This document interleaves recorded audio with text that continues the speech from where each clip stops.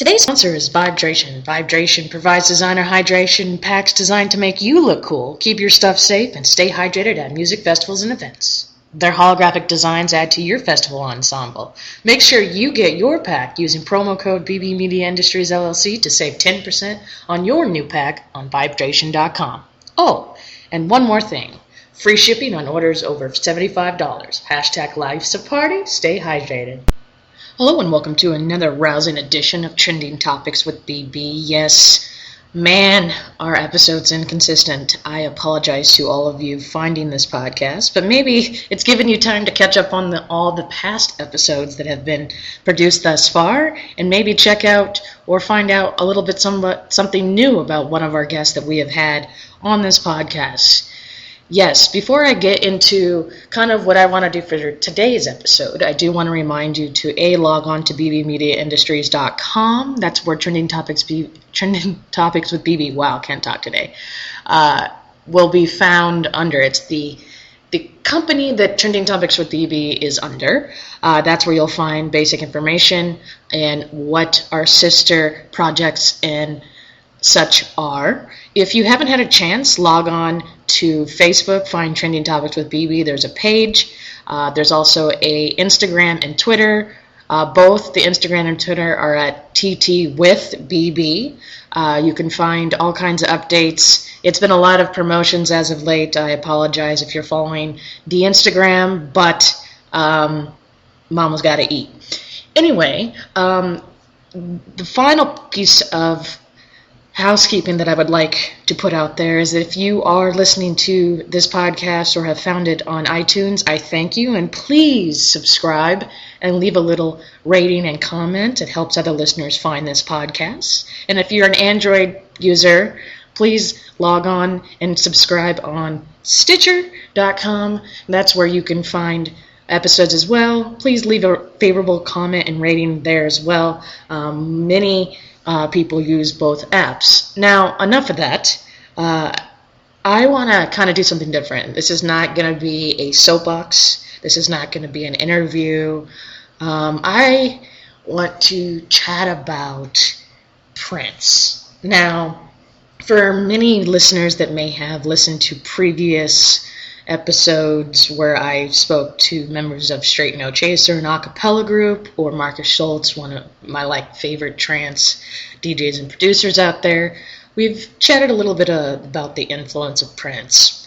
But on today, as I am recording this podcast, is a year to the day that we lost the purple one, that is Prince Rogers Nelson.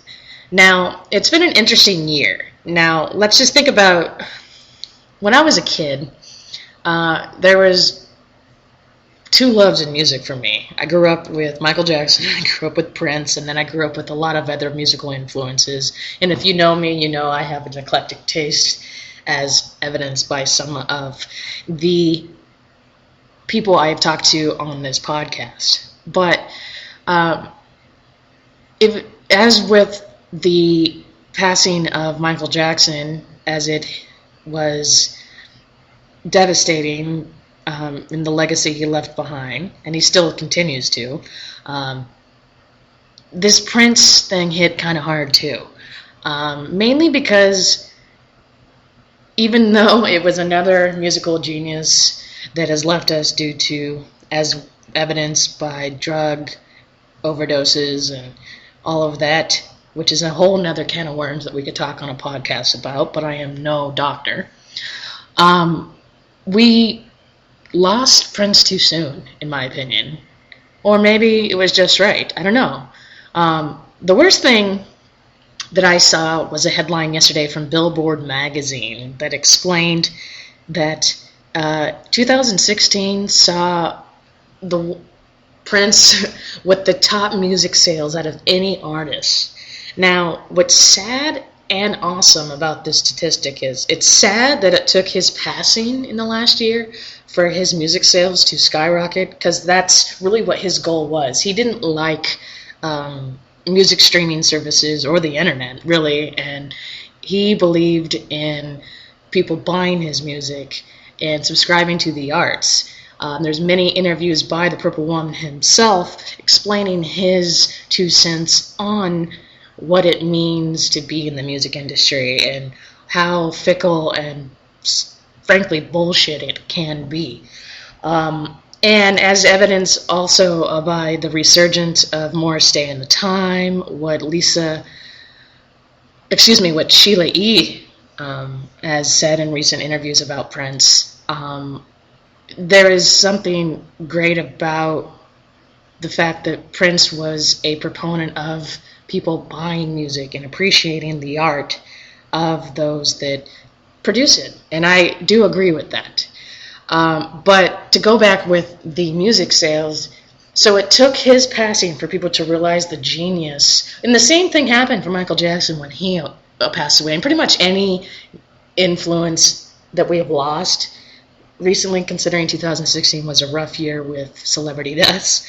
But it's just sad and awesome. It's great that his legacy is still out there. Now that he's passed, I do like that the sales going up has coincided with the releasing from the estate of all of his music to music streaming services. So now on Spotify, I can stream as I was playing a playlist before I decided to record this podcast episode. But I feel like we need to recognize geniuses in the art of music prior to their death. I know it's just a vicious cycle, and it'll continue to happen this way. Obviously, new generations will learn about their genius capabilities and all of that and what they've done for the art of music. But one quote from one of my podcasts from Marcus Schultz on my podcast episode that I think you should go back and listen to was that in all of music, his quote was that we took Prince for granted. We took his genius for granted in terms of all of the music he produced. It's funny how you listen to his music today, even though you listened to him when he was alive, but then you listen to him after he has passed in this past year, and you realize just how genius, lyrically and musically, his songs truly are. And it is just something that people should not forget. And I know maybe I haven't made a tribute for other people, but Prince hit me hard, and it's still kind of shocking, and it's weird that it's been a year. It doesn't seem like it's been a year since his passing, and I just want to leave it at that, a tribute to the man, the myth, the legend that is the Purple One, Prince.